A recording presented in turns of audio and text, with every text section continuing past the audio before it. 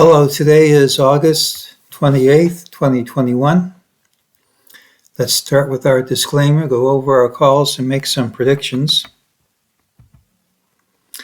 This is my trading plan for Monday, August 30th, 2021. Remember, I can be completely wrong and all trades should be at your own risk. Let's review our calls first. We viewed Thursday's action as negative and said the only question was, are we going to drop immediately or have a bounce first? This is just a review of what we said. We said if the market's intention were to drop further, it shouldn't be too hard to gap down. It was clear from the open that we were going to gap up instead, and we gapped sharply in the undesired direction, so that was killed before the open. We had some optional targets, 44.8603, which is here, and 44.9181, which is here. We thought they might fail, but they usually print like 95% of the time, and they did print, so those worked. And finally, we said the one thing that would invalidate Thursday's very negative action would be to gap and promptly overtake the day's high. I thought the odds were against it, but that's what happened. So that's what happened on Friday. So Friday we had to call for a pattern with the early high. We got that. We're also going to get the pattern with an early high on Monday. Let's review what MEJT had to say during the day. We got in the afternoon a signal that higher price would print, a buy signal, just gives a higher target, doesn't tell the next move. There was an optional lower target as well.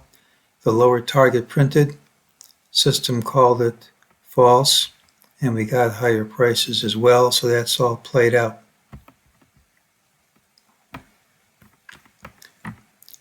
Right now, we gapped up, hit all these higher highs, closed under all the highs.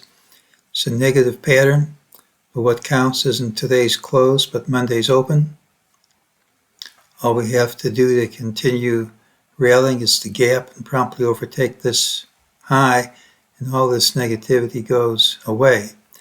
And usually you get a rally like this on Friday, you are going to follow through, particularly a rally to a new high. Usually you're going to follow through. And so if you don't get what you usually get, it's negative. If we gap down instead, at least over the short term, that would be negative for stocks. As far as the general market's concerned, we had a great chance for a high this week. We broke through. Now this can be invalidated too. I mean, if you gap and promptly undercut these lows, this doesn't really count. But again, I think that's pretty long odds against it, although I don't know what kind of news event we're going to have.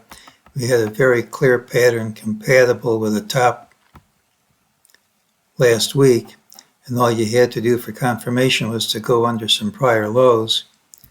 When you invalidate a pattern like this, the implication is regardless of what happens Monday, the advance is not over. Monday's pattern has the early high. We could gap down. Typically, it's a rally day with a high in the final hour. Failure is a straight line drop. We gapped up and promptly overtook Thursday's high, invalidating that day's negative pattern. We then hit a higher high but closed under multiple intraday highs, which is negative. Bulls need to gap and promptly overtake Friday's high to continue the rally. Friday action usually follows through into Monday's open, so if the market's intention is to continue higher, gapping up shouldn't be all that hard to do. If we gap down smartly instead, it's negative over at least the short term. We still have breadth and sentiment indicators which have been seen at prior market peaks, but these things aren't really precise timing indicators. I mean, they can last for weeks to months. And we'll say that the failure to follow through on Thursday's negative action strongly suggests the high of this rally is not yet in. So we're looking for the pattern on Monday with the early high. Even though we couldn't close over these highs, the typical thing is for Monday's action to continue what happened on Friday when the trend was strongly higher. If we can't clear this high early, though, we look for lower prices. And that is today's call.